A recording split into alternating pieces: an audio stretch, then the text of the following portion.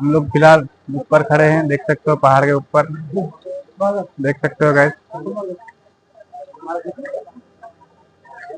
देख सकते हो गाइस, ये सब ब्रिज का काम चालू है।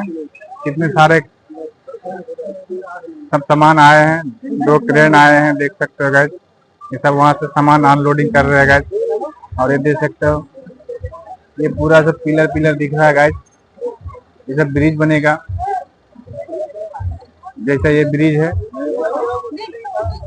ये ब्रिज जैसा है वैसा ये भी बनेगा, पूरा इधर से लेके पूरा उधर तक। देख सकते हो गाइस, कितनी दूर से लेके बन रहा है समुंदर के बीच में।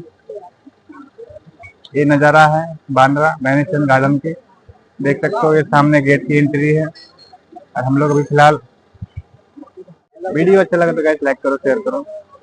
फिर मिलते हैं नेक्स्ट वीडियो में, बाय।